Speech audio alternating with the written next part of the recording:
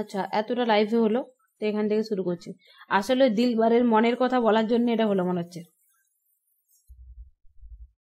এই কোশ্চেনের উত্তরটা করুন।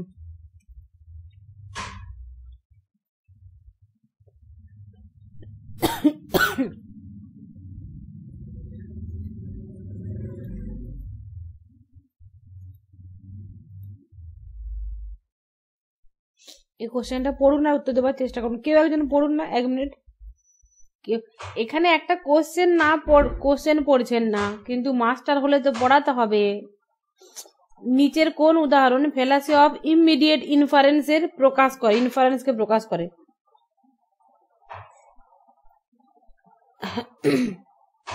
আনমিউট করেছি তো, হ্যাঁ। অপশন এ, যুক্তিতে 2টি মাত্র বচন থাকলে। অপশন বি, সিদ্ধান্তে হেতুপদ ছাড়া এসেছে এরকম সিদ্ধান্ত হলে। 2টি হেতুপদ ব্যবহৃত হয়েছে এরকম, নাকি পক্ষপদ একাধিকবার ব্যবহৃত হলে। এটা উত্তর কি হবে? ফেলাসি অফ ইমিডিয়েট ইনফারেন্স কখন হয়? আমি এক্ষুনি পড়ালাম। ওই যে 2টি বচন তাহলে, একদম 2টো মাত্র হলে, মিনিমাম 3টে থাকতে হবে। কি যুক্তিতে 2টি মাত্র বচন থাকা, যুক্তি হেতু, হ্যাঁ হ্যাঁ, অপশন এ তে আছে, একদম অপশন এ তে। তাহলে এটা রাইট অ্যান্সার। আচ্ছা, এটা বলুন, অবৈধ পক্ষ দোষ কোন অবস্থায় ঘটে? অপশন এ, সিদ্ধান্তে পক্ষপাত ব্যাপ্য কিন্তু যুক্তিবাক্যে নয়। ওইটা অপশন এ, সিদ্ধান্তে পক্ষপাত ব্যাপ্য হয় এবং কিন্তু আশ্রয় বাক্যে বা যুক্তি বাক্যে ব্যাপ্য নয়। অপশন বি, হেতুপদ ব্যাপ্য না হলে সিদ্ধান্তে। অপশন সি, সিদ্ধান্তে সাধ্যপদ সাধারণ হলে, নাকি অপশন ডি, যুক্তি বাক্যে সাধ্যপদ সদর্থক হলে। তাহলে এটা কি হবে? অবৈধ পক্ষ দোষ কখন হবে? সিদ্ধান্তে পক্ষপদ ব্যাপ্য না, কিন্তু যুক্তি বাক্যে ব্যাপ্য নয়। অর্থাৎ যুক্তি বাক্যে মানে আশ্রয় বাক্যে ব্যাপ্য নয়, কিন্তু সিদ্ধান্তে ব্যাপ্য হয়েছে পক্ষপাতরা, তখন সেটা অবৈধ পক্ষ দোষ হয়। 7 নম্বর কোশ্চেন, যদি 2টি যুক্তি বাক্যই বিশেষ হয় তবে কোন ফলাফল হবে? মানে 2টো যুক্তি বাক্য যদি বিশেষ হয় তাহলে কি বৈধ কোনো যুক্তি পাওয়া সম্ভব? পাওয়া যাবে না। তাহলে এটা হবে সিদ্ধান্ত পাওয়া যাবে না, আর গেলেও সেটা দোষ হবে। 6 নম্বর কোশ্চেন, সকল কবি মরণশীল, রাম কবি, অতএব রাম মরণশীল। যুক্তিটি কোন নিয়মের নিখুঁত প্রয়োগ? এটা একটা, এটা হচ্ছে 7ম নিয়ম বলেছে। 7ম নিয়মটা কি ছিল দেখিয়ে দিচ্ছি। মানে সদর্থক হলে সদর্থক সেখান থেকে বেরোবে আর কি, সদর্থক আশ্রয় বাক্য থেকে সিদ্ধান্ত সদর্থক হবে।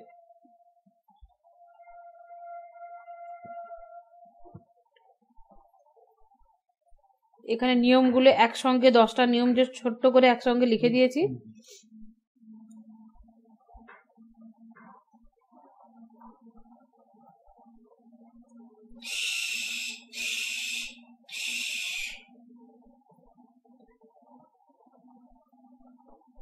কোথায় আছে? হ্যাঁ, এখানে এই যে নিয়মগুলো ছোট, এক তো বড় করে ব্যাখ্যা করে অবশ্যই সমস্ত নিয়মগুলো ব্যাখ্যা করে বলা আছে উদাহরণ দিয়ে, কিন্তু এখানে একদম ছোট্ট করে লিখে নিয়েছি হ্যান্ড নোটের মতো করে, পরীক্ষার আগের 1 সেকেন্ড আগে পড়ার মতো করে।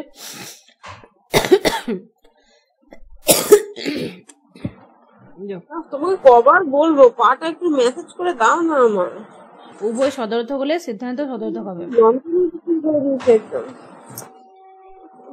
দেখাচ্ছে কষ্ট হচ্ছে বলেই বলছি, এইখান থেকে শুরু করেছে গো যন্ত্রণা হতে, একবার উপর পর্যন্ত মনে হচ্ছে না, এইখান থেকে।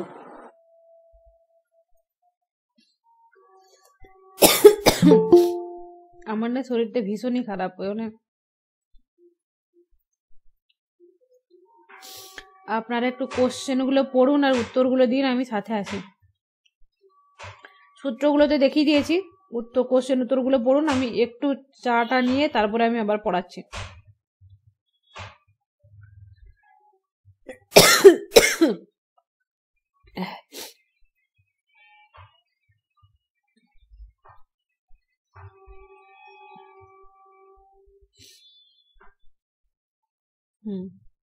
তাহলে বোঝা গেল, সূত্রটা বলে দিলাম এটা। এবারে এই কোশ্চেনটা উত্তর দিন। 6 নম্বর হতো এটা।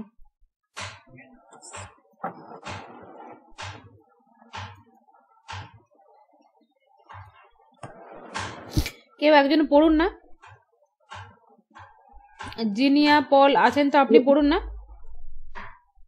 রবীন্দ্রনাথ ঠাকুর, অতএব রবীন্দ্রনাথ সরস্বতী ঠাকুর, রবীন্দ্রনাথ ঠাকুর। ও আচ্ছা, 5 নম্বরটা, কোন নিয়ম অনুযায়ী যদি একটি যুক্তিবাক্য বিশেষ হয় তবে সিদ্ধান্তটিও বিশেষ হবে? না এটা বলুন, এটা হয়নি, এটা হয়নি। ওইটাই তো দেখুন, রবীন্দ্রনাথ ঠাকুর অতএব রবীন্দ্রনাথ সরস্বতী যুক্তিটি কোন দোষে দুষ্ট? সরস্বতী ঠাকুর, রবীন্দ্রনাথ ঠাকুর, অতএব রবীন্দ্রনাথ সরস্বতী যুক্তিটি কোন দোষে দুষ্ট? কি হবে এটা?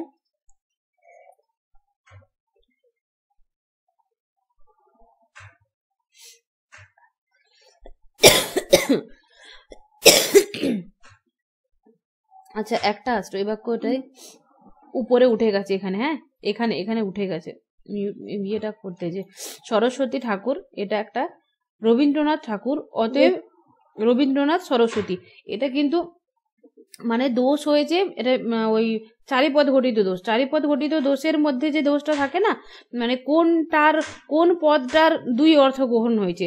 এখানে সরস্বতী ঠাকুর, মানে এখানে যদি সিদ্ধান্ত দেখি রবীন্দ্রনাথ সরস্বতী, মানে রবীন্দ্রনাথ হচ্ছে পক্ষ, এটা হচ্ছে সাধ্য, মিডিল টার্ম হবে ঠাকুর। তাহলে ঠাকুরটা 2 অর্থে ব্যবহার হয়েছে, একবার হয়েছে ঠাকুর মানে দেবতা অর্থে, একবার টাইটেল অর্থে, তাহলে এটা ফেলাসি অফ অ্যাম্বিগুয়াস মিডিল হবে। ঠিক আছে? আচ্ছা, কারো কাছে আওয়াজ হচ্ছে, মিউট করে দিন এবারে। আর এখানে দেখুন, কোন নিয়ম অনুযায়ী যদি একটি যুক্তিবাক্য বিশেষ হয় তবে সিদ্ধান্তটিও বিশেষ হবে। এখানে আমি নিয়মগুলো এভাবে লিখে দিয়েছি শুধুমাত্র মনে রাখার জন্য, এমসিকিউতে প্র্যাকটিস হচ্ছেই হবেই, সাথে এখানে লেখার জন্য মনেও থাকবে, তার জন্য সবগুলো ঢুকিয়ে দিয়েছি এখানে। এখানে দেখুন বলছে কোন নিয়ম অনুযায়ী একটি যুক্তিবাক্য বিশেষ হলে সিদ্ধান্তটি বিশেষ হবে। এখানে লেখা আছে একটি যুক্তিবাক্য বিশেষ হলে সিদ্ধান্ত বিশেষ হবে 9ম নিয়ম অনুযায়ী।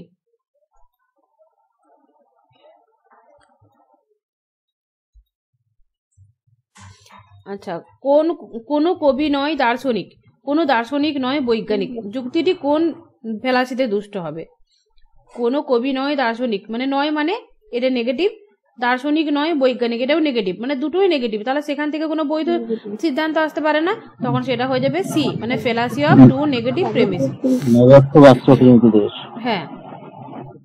3 নম্বরে, যুক্তিবাক্যে যে পদটি ব্যাপ্য নয় সিদ্ধান্তে সেই পদটি ব্যাপ্য হলে কোন দোষ হবে?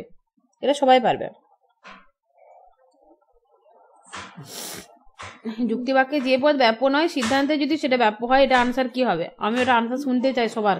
পক্ষ হবে, পক্ষ দোষ হবে এবং সাধ্য হবে, অবৈধ পক্ষ দোষ আর সাধ্য দোষ দুটোই হবে। কিন্তু এখানে অপশন কোনটা হবে? এখানে কি আছে? এখানে এই 4টার মধ্যে কোনটাকে সিলেক্ট করব? আমার একটা যদি লাইভে করলে একটা সুবিধা হয়, আমি দেখতে পারি যে কে আনসার দিচ্ছে, এখানে এটা বুঝতে পারি না, এটা একটা সমস্যা। যুক্তিবাক্যে যে পদটি, এটা হবে fallacy of illicit term. Illicit term বলে দিলে ফেলাসি অফ ইলিসিট মাইনরও পড়তে পারে, সেখানে ফেলাসি অফ ইলিসিট মেজরও পড়তে পারে, সেই জন্য ইলিসিট মাইনরটা না করে ইলিসিট টার্ম করে দেবো, তাহলে কিন্তু দুটোই চলে আসে, তখন আনসার হবে বি। আর 2 নম্বরে, কোন ফেলাসি হয় যখন হেতুপদ যুক্তিবাক্যে একবারও ব্যাপ্য হয় না? মানে ফেলাসি ঘটে, মানে হেতুপদটা যুক্তিবাক্যে একবারও ব্যাপ্য হয় না, হতো, তাহলে এটা কোন দোষ হবে? অব্যাপ্য হেতু দোষ। এটা কি হবে তাহলে ইংলিশটা? Fallacy of undisputed middle. একদম। আচ্ছা, কোন নিয়ম লঙ্ঘিত হলে ফেলাসি অফ 4 টার্মস দোষ উৎপন্ন হয়? অপশন এ 3টি পদ বচন না থাকা, অপশন বি 4টি পদ থাকলে, অপশন সি হেতু পদ 2বার ব্যবহৃত না হলে, অপশন ডি পক্ষপদ সিদ্ধান্তে ব্যাপ্য হওয়া।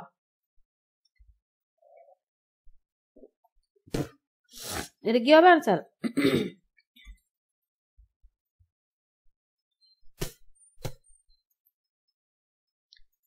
ফোন কি বন্ধ হয়ে গেল?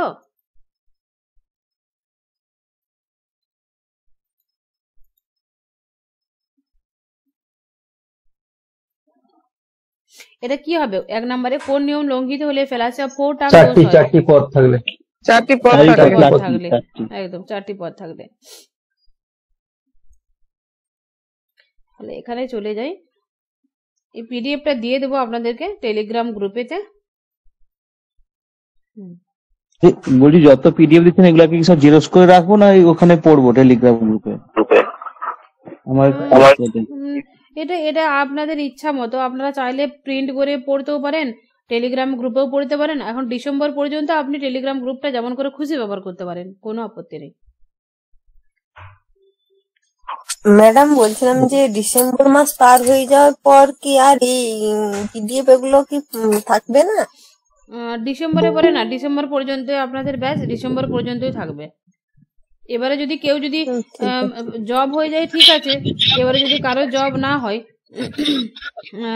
সে যদি নেট সেট প্রিপারেশন করতে চায়, তাহলে সে যদি দুবারাই আবার অ্যাডমিশন নিয়ে যদি পড়তে চায় তখন থাকবে, অন্য জায়গায় অন্য গ্রুপে আবার অ্যাড করে নেবো।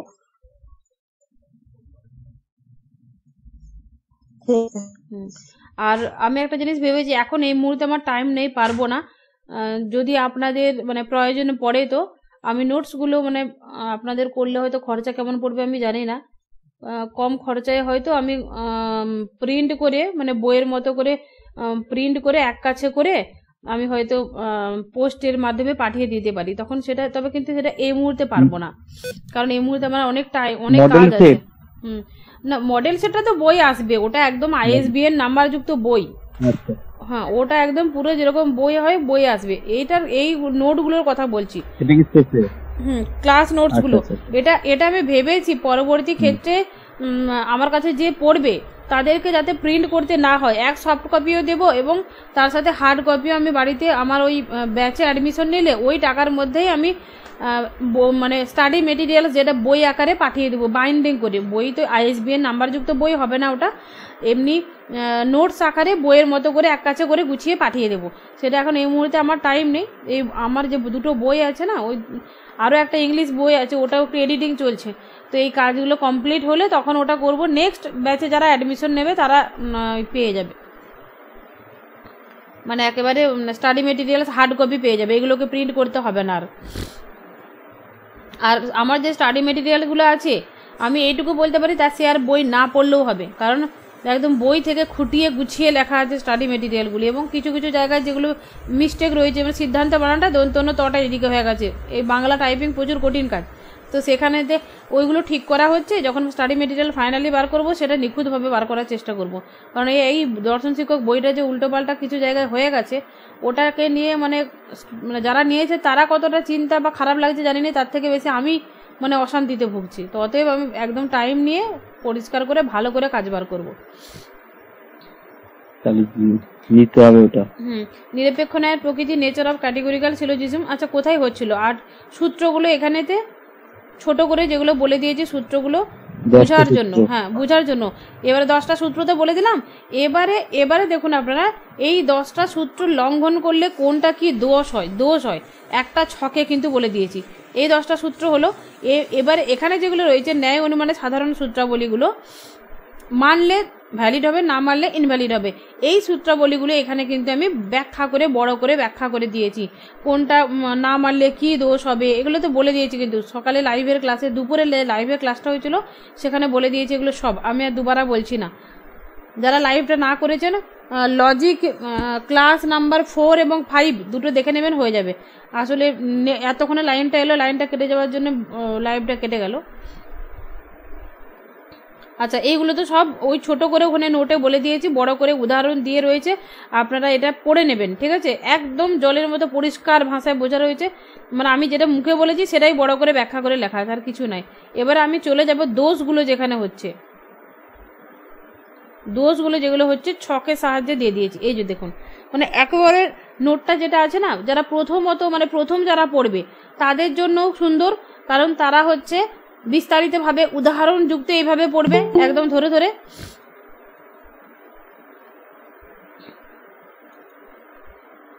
হ্যাঁ, এর উদাহরণ এরকম উদাহরণ দিয়ে দিয়ে একদম বিস্তারিত পড়বে যারা ফার্স্ট পড়ছে, এবং যারা পড়ে আছে মানে ভালো করেই নলেজ আছে, শুধুমাত্র জাস্ট প্র্যাকটিসের জন্য বা এক্সামের আগে প্র্যাকটিসের জন্য, এরকম করে দুটো ছকে মানে দুটো রুলগুলোর জন্য 10টা এক জায়গায় ছটে, এবং এখানে দোষ হলে কোন রুলটা না মানলে কি দোষ হবে সেগুলো এভাবে ছকে ছোট্ট করে করে দিয়েছি। যেমন হচ্ছে নিয়মের নামগুলো কি কি আছে, যে প্রত্যেক অনুমানের 3টি মাত্র বচন থাকবে। এটা বলেছি। এই নিয়মটা লঙ্ঘন হলে কি ফ্যালাসি বা কি দোষ হবে না অমাধ্যম অনুমানজনিত দোষ হবে।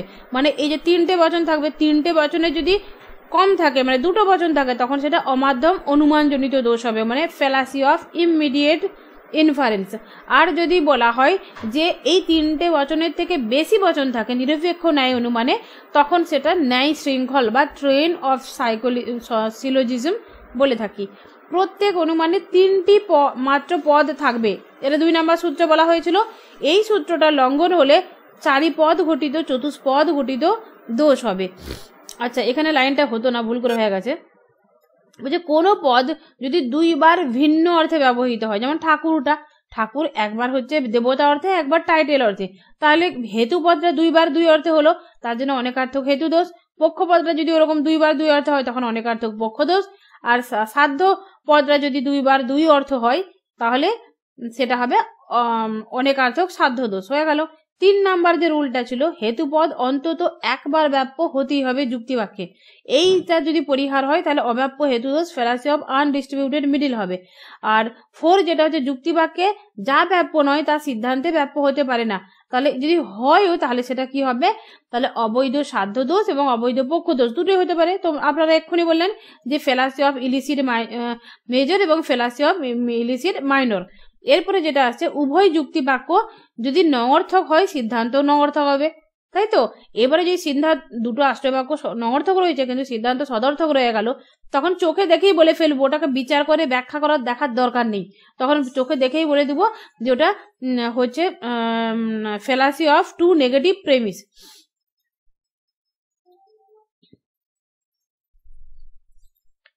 তাহলে এরপরে যেটা 6 নাম্বার বলছে, একটি যুক্তি বাক্য যদি নগর্থক হয় সিদ্ধান্ত অবশ্যই নগর্থক হবে। এই নিয়মটা যদি ভঙ্গ হয় তাহলে অযথার্থ হয়, তাহলে নির্দিষ্ট নাম নেই কিন্তু এটা চতুর্থ নিয়মেরও এটা একটা লঙ্ঘন হয়ে থাকে। 7 নাম্বারটা হচ্ছে, উভয় যুক্তি বাক্য যদি সদর্থক হয় সিদ্ধান্ত সদর্থক হবে, মানে এ হলে সিদ্ধান্ত এ বা আই হবে। এরপর হচ্ছে উভয় যুক্তি বাক্য যদি বিশেষ হয়, আচ্ছা এটা হচ্ছে নগর্থক হয়ে গেলে সেটা সম্বন্ধ প্রতিষ্ঠা হয় না। এর উভয় যুক্তি বাক্য যদি বিশেষ হয় তাহলে সিদ্ধান্ত পাওয়া যাবে না। এবারে হচ্ছে যদি একটি যুক্তি বাক্য বিশেষ হয় সিদ্ধান্তও বিশেষ হতে হবে। আর প্রধান যুক্তি বাক্য বিশেষ এবং অপ্রধান যুক্তি বাক্য যদি নঅর্থক হয় তাহলে সিদ্ধান্ত পাওয়া যাবে না, যদি আসে সেটা হচ্ছে অবৈধ সাধ্য দোষ হবে। এটা হচ্ছে যে 10 রুল। সাধারণত আমরা ন্যায় দর্শনে যে 10টা রুলের কথা বলি সেই 10টা রুল এবং 10টা রুল লঙ্ঘন করলে দোষ হয় সেটা। এখন আমরা দেখবো আই এম কপি, তার বুকেতে সে কি লিখেছে, আই এম কপি কিভাবে দিয়েছে। দেখুন আমরা এখানে 10টা রুলের কথা বললাম, আই এম কপি বলছে এই 10টা রুল না পড়েও কিন্তু সম্ভব, এই 10টা রুলকে ভাগ করে দিয়েছে এবং পাট করেছে এবং সে ছোট করে 6টা রুলের কথা বলেছে। বলেছে এই 6টা রুল মনে রাখলেই কিন্তু আমাদের বৈধতা নির্ণয় করতে পারবো। সেই 6টা রুল কি কি দেখে নি।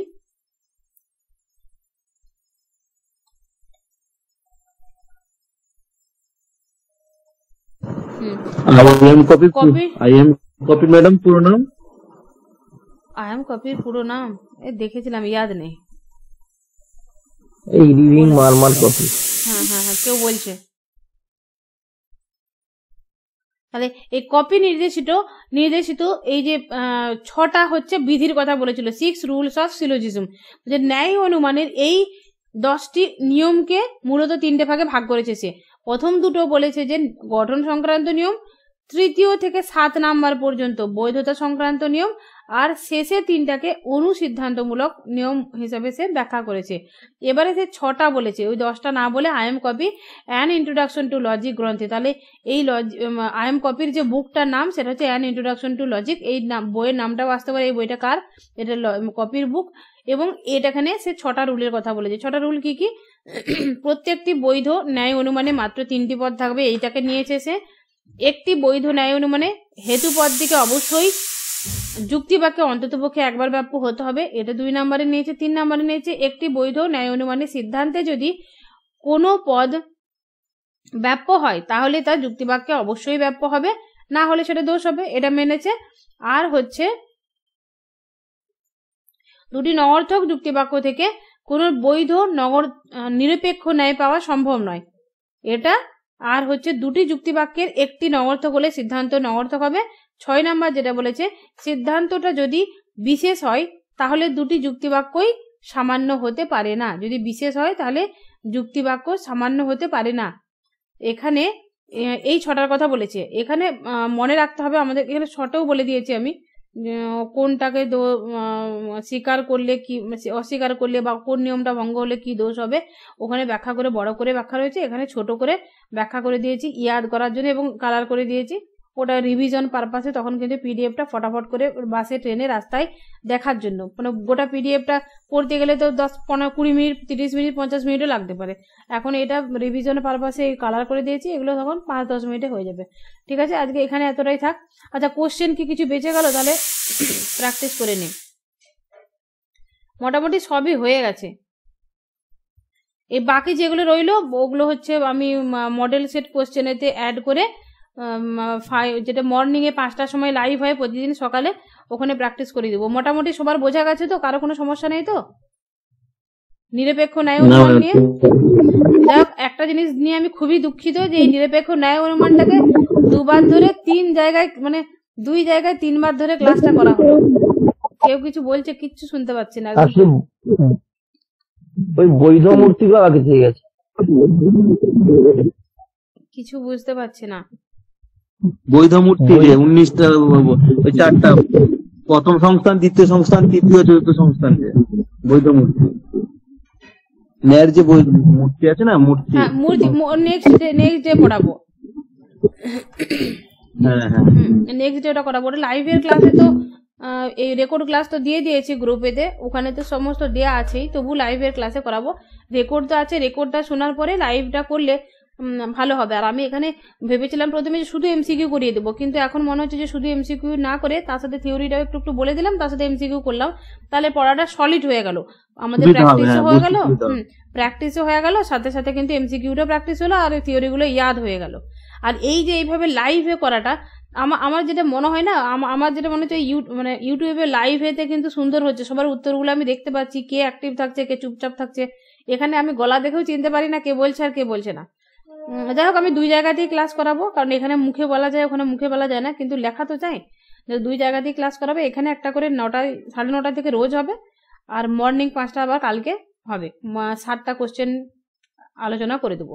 আর 60টা কোশ্চেন হওয়ার পরে, যেটা সকালের লাইভটা হচ্ছিল, কেটে গিয়েছিল লাইনটা কাটার জন্য, ওখানে 20টা কোশ্চেন বেঁচে আছে আজকের লাইভের, তো ওই 20টা কোশ্চেনও কালকে করে দেবো। মানে কালকে টোটাল 80টা এমসিকিউ প্র্যাকটিস হবে মর্নিং 5টায়। ঠিক আছে, তাহলে এখানে আজকে ক্লাস স্টপ করলাম। গুড নাইট সবাইকে।